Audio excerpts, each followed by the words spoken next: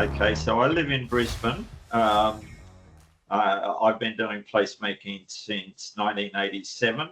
I got my start on a highway expansion fight. So as a community member, I had no background in urban design, community engagement, etc.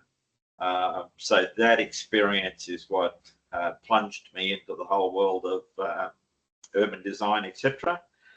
Yeah, so I'm known as a placemaker. Um, I guess I advocate for what I would call agile placemaking as opposed to master planned placemaking. And I'm very much about the whole psychology. How do you placemaking is about making people feel like they have a sense of connection to their town centre, to their neighbourhood. So there's basically a couple of different approaches to placemaking. There's what I would call design-centric placemaking, which is all about feeling that you just change the design of a space to make it feel more welcoming. I would argue that that really misses the whole point of placemaking. And we've evolved a process that we call the 7-day makeover. So we're making over town centres in 7 days, and that includes all of the planning. And we can have up to 200 volunteers a day working on those 7-day projects. So that's the ultimate expression of an agile approach to placemaking. Great, thank you. And can you tell us a little bit more about that process, community involvement in that, the role of businesses in town centres as well? Okay, so one of the things that we've learned over time after working in dozens of town centres is that your businesses are the absolute key. It doesn't, you can spend $1 million changing the landscaping of your town centre, building a hall of fame, putting in more parking, whatever. All of those things are absolutely wasted unless your retailers are offering a memorable visitor experience. And so we actually do the physical makeover of town centres, but at the same time, we're working with the retailers to teach them how they can rejuvenate their town centres themselves. Now, one of the key insights about that, which I struggled with for years, trying to understand what's going on in the mind of businesses, is that most businesses are started by a technician. That's somebody who's good at making cakes, making dresses, giving travel advice, whatever. They probably started life working for somebody else. And so they were making the product for somebody else who owned a business. And one day they woke up and said, why am I working for this boss? I'm going to start my own business. Now, so most businesses believe in their heart of hearts that the key to a successful business is a great product. They don't realize that the key to a great business is the experience that you're offering people, and the product is only part of that. So one of the things we have to teach businesses is what are the other factors that lead to a successful, prosperous town centre? To illustrate, we did a 7-day makeover in a town where when I first went to the town, the retailers all said to me, you know what's killing our town? I said, you tell me. And they said, well, we've got a main road that divides our main street in half, and the traffic is killing the town centre. And I said, you didn't have to tell me that. I knew that already because of the way that you relate to the street. That you've got no engagement with the sidewalk or footpath. The front of your buildings are dirty. So psychologically, you've all retreated from the street. And I said, you have to change your story. So it's often the story or the belief system of the retailers that is killing the town centre. So we'll find people blaming the homeless or youth gangs. There's always a reason why the town centre isn't prospering. And those businesses then project that onto the local authority to fix that for them. So that say you've got to deal with the homeless, or you've got to put in more parking, or you've got to do X, Y, or Z. So in that case, in that town centre, we had to work with the retailers to get them to change their whole mentality as to how they engaged with the street. So to give you an example of how this lack of insight, lack of knowledge by retailers kills a town centre. So we basically teach retailers 9 hacks that's going to increase the amount of money they're getting through their till. And the first of those is around their front door. Now, most businesses never ever approach their business from the customer's perspective and say, where is my front door? And with modern architecture of buildings, the retailer will have put stickers all over their front door or whatever, and you can't actually even see where the front door is. And we say what that is doing is telling your customers to stay away. We teach them simple tricks like if somebody who can't speak English can't tell instantly what you sell, then you fail to communicate the nature of your business. People look for symbols rather than for words as to what a business does. So there are basically 2 key things for rejuvenating any town centre. Number one is educating your retailers and giving them a knowledge base about how they can build a prosperous town centre without the local authority investing any other dollars other than in the education. That's all the money that they have to put up, is the money to educate them. But the second thing the local authority has to do is to give them permission to engage with the street, with the footpath. So what happens in most town centres is over time the regulations are built up to be so complex that even when we educate the retailers, they turn around and say the local authority won't allow me, to put a display on the footpath or, whatever it happens to be. So before we start educating, we actually work with the local authority to create what we call a permission statement.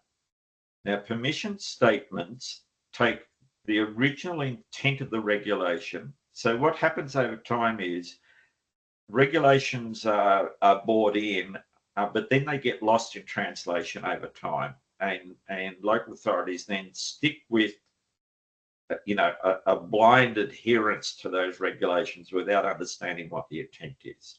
So a good example of that is one town that we went into. There was a yellow fence right along the footpath for a whole block. The reason it was there was because the footpath was in 2 levels. Yellow fence was there to stop people falling off the top level. So the yellow fence was saying to people, danger, stay away. So everything in a design sense is sending messages to people. So in our negotiation of a permission statement, I said to the local authority, in our 7-day makeover, can we take that yellow fence away? Because it's sending a bad message. It's telling people to stay away. And they go, no, you can't. Now, I already knew that the community had been lobbying for 25 years to have that yellow fence removed. And so I said to them, what's the purpose of the yellow fence? And they go, stop people tripping over the change in levels. I said, so I've got a room full of really intelligent people here, and there's not a single one of you that can imagine any other method of stopping people falling off of that ledge other than a yellow fence. And they go, oh, well, maybe we could have planter boxes or seating or something that's productive, that serves the original purpose. And that's what I mean by we become blind to what the purpose of the regulations are. So in our permission statement that we were then able to go to the retailers and the community with was, you're allowed to remove the yellow fence as long as you put something there that stops people falling off the ledge. So that's a permission statement. as opposed to a regulation. Now, we replaced it with tables and chairs, planter boxes, and suddenly the whole street came alive. Because the permission statement gave us the creative freedom to find a different way of solving the problem. So we always negotiate these a permission statement. Most permission statements only, unless we're doing a really complex makeover of the whole town centre, but for the retailers, we probably only need about 9 clauses in those permission statements, and that creates a field of play. It allows enough freedom for the retailers to become creative, sends a message that the local authority wants to get rid of the red tape and make it possible for them to engage with the street. Now, the other big change that we need to make in the mentality of the retailers is that most retailers see the other retailers in their shopping precinct as competition, as taking away potential dollars that they could be earning. And we have to teach them that bankruptcy in a shopping precinct, the main street, is contagious. You get one empty shop and it sets off a chain reaction. But prosperity is also contagious. If you've got 1 or 2 really great businesses in the street, that rubs off on all the other businesses. And so we have to teach them the power of cooperation and of building a visitor experience together, a bit like the production of a great movie. It's like, how do we get all of the actors coordinating? So here's a really simple example of what we mean by that. And it underlines how the local authority doesn't really need to be doing expensive makeovers, although sometimes things like removing the yellow fence, etc. So physical changes can be necessary, but you've got to lay the groundwork at the start, which is getting your retailers educated, giving them permission. So this is a fanciful story, but it illustrates the point. I get people to imagine they're a tourist traveling through outback Australia, and they've been on the road for several hours and they're busting to go to the toilet. So they drive into this little town. It's nondescript. It looks like every other town that they've been into. They go into the first coffee shop that they see to ask where the nearest public toilet is. And the barista says, "Oh, use ours out the back." The person goes out the back. There's no "for customer only" sign on the toilet door. There's a sign saying "welcome." And they go in and there's a chandelier and funky wallpaper and flowers and real towels, not paper towels. So they take a few photos that they're going to post on social media, and they come back and they thank the barista, and he says, "That's nothing. There's 10 other businesses in town that have done exactly the same thing. Here's a little map that shows you where all the businesses that have their toilets open to the public are." And that tourist then, instead of staying for 5 minutes to go to a public toilet, ends up doing a tour of the 10 funky toilets in town. Spends a lot of money at all those shops. So you can see that illustrates the power of cooperation. In the first town I ever worked in, we got 5 ladies' fashion shops to form a fashion circuit. They all knew what each other's stock was. They recommended the customers to each other, etc. And I said, right, now the next thing you do is do a deal with one of the coffee shops in town where you can buy 500 coffees in advance at a bargain basement price. You get a little certificate for each of those coffees. And then any woman that comes into your fashion shop with a man on her arm, the man gets a certificate for free coffee at the coffee shop. Now that's the power of building what's now called the experience economy. So great economies are based around experiences, not necessarily around just the product. So the products are part of that, but the experience is key to it. So yeah, that's where businesses are the key, and the key things being educating them, giving them permission, and then uh, coaching them through the process. And one other insight about this, which I stole from a guy in the States, um, but resonated with my experience in working with retailers. He says in any town centre, there are three types of retailers. There are the attractors, so they're the switched on businesses that are generating foot traffic. Then there are what he calls the stabilizers. They're the businesses that have been in business for 30 years. They haven't grown, but they're not going broke. They're not, they're stable. And then these, what he called the decliners, which are the ones that are going to have an empty shop in 12 months' time. He says traditionally economic development focuses on the decliners, trying to stop them from going broke. And he says that's exactly the wrong strategy. What you do is you work with your attractors to make them even more attractive, because they're the only ones that are keeping your town centre alive. And he said that then you then get them to be the mentors of the stabilizers and the decliners, teaching them the tricks of the trade. So the way that we work with town centres, so we're developing a program which will be rolled out this year called Town Boosters, which is a program that local authorities can implement themselves, which has all of the educational material, the permission statements, etc. And it's a series of coaching sessions for the retailers. And the last one of those is about, what are the cooperative arrangements that we can put in place that's going to build the experience economy in this town.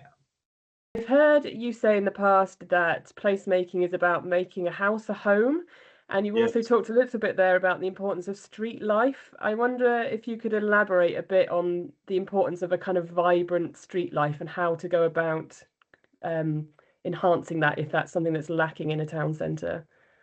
Yes, so I liken placemaking to homemaking. And so just as a homeowner buys a house and then converts it into a home, what placemaking does is it takes a public space like a town centre, and it turns it into a space where people love to hang out, where they feel a sense of belonging. Now, that's not just an analogy. So people's sense of home and belonging used to extend out their front door, into the street in front of their home, down to the corner store, down to the centre of town. What's happened over time is that sense of home has been shrinking, so that some people don't even feel at home in their own home any longer. They certainly don't feel connected to the street in front of their house. They don't feel connected to the centre of home, of their town. So that's why I say placemaking is 99% psychology. It's about how do we recreate that sense of belonging, that sense of home. And there's some key factors in that. So from a design perspective, the number one trick in placemaking is that if I can get every person who visits your town centre to stay 2 times longer, I have doubled the number of people in your town centre without increasing the number of visitations. And your town centre will feel twice as alive as what it previously did. The secret in placemaking is density of activity. If you've got a town centre where people are only what I would call an essentials only shopping street, which most town centres have become, where people go to buy their newspaper and their chops or whatever, and then they get in their car and go home, then they are adding virtually no value to your town centre. If you can get them to stay 3, 4, 5 times longer, you're getting 3, 4, 5 times the value out of their visit as far as bringing your town centre to life. And we call that process creating linger nodes. That is, what is it in the town centre? And when we do an audit of a town centre, that's the first thing we're looking at is what are the linger nodes in this town centre? Now, most furnishings that local authorities put in a town centre, or that most landscape architects use, is design centric. It does not encourage social interaction. So like an experiment I will often do when I'm taking community members or businesses for a walk through their town centre is I will get them to sit on a seat, and there might be another seat close by, and I say, okay, now have a conversation with the person sitting on the seat over there. And it's simply not possible. So that's decorative seating. It is not social seating. So what we're concerned about is what are the things, what are the linger nodes that are going to keep people in this town centre longer. So, for example, we will put in nature play areas, which may be just some big rocks and some logs. Every kid wants to stop and climb on those, and while they're climbing on them, their parent is standing there helping to populate the town centre. So that's the number one trick. The second one is that a lot of town centres feel like they've got no space to work with because they look at your traditional European town centre with its great big town square and go, we don't have a town square like that. And certainly in Australia, North America, in modern cities, this is often the case that there's no dedicated public space. But what I teach people is that if you look at a footpath, on the side of the footpath are what I call eddy zones. So your footpath is where the main flow of your foot traffic is. Everything between the trees, the rubbish bins, the phone booths, etc.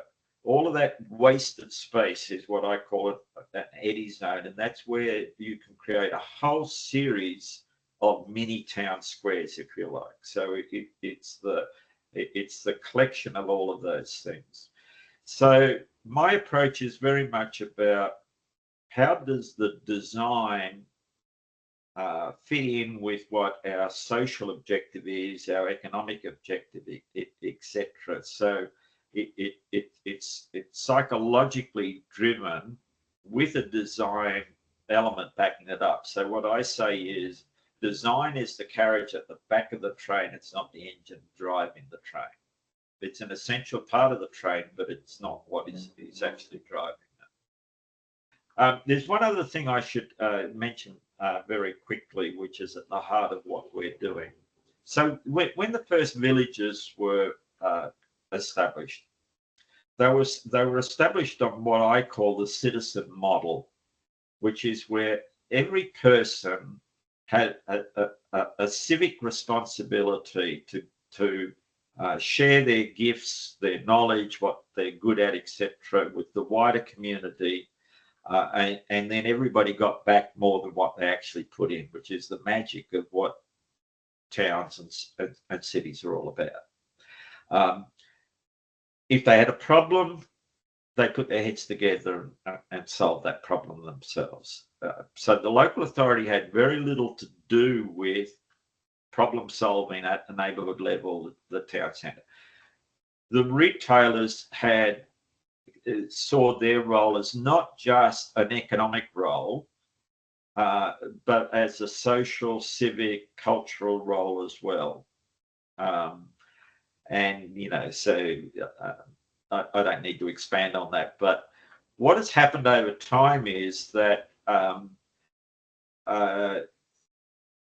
local authorities have gradually taken over what was previously done by the residents and the retailers themselves. And we've moved to what I call the customer model, where most local authorities say, well, look, we collect rates or taxes, and for that, we're going to deliver a sense of place and home for you. And I say, well, that's an absolute impossibility. The customer model simply doesn't work. It also adds incredible expense to the way that our towns and our cities operate. because outsourcing your civic responsibility is incredibly expensive. So an example of that is in Christchurch, I was asked to work with a street that had a problem, and the council had allocated $250,000 for traffic calming of that street. Now, when I talked to the residents, I said, why have you gone bashing on City Hall's door asking them to spend $250,000 on speed humps and chicanes? And they said, boy races, or in Australia we call them hoons. That's young people doing burnouts in the street at 2 o'clock in the morning. So I said, how many of these young people do you think there are?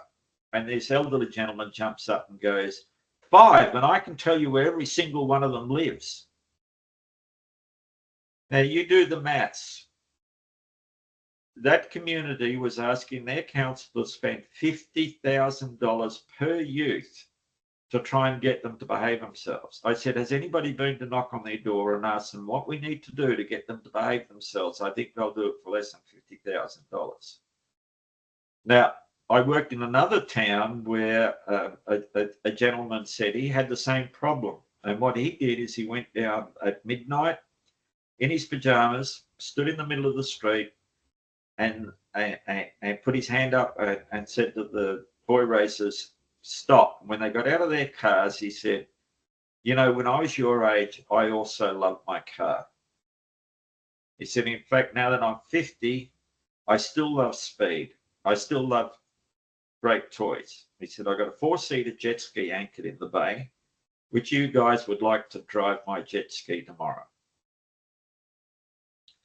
He became the town troubleshooter for boy racers. They formed a friendship. Now that's the citizen model. Now, what I'm advocating here with everything I've said about the retailers, and I would say the same thing about residents that have lost their sense of home in their street, we have to go back to the citizen model. We have to, and that's what the permission statement is about. It's about saying, we want you to take your civic responsibility seriously. We're going to give you permission to do that, but we're also going to give you the knowledge to be able to sensibly do that.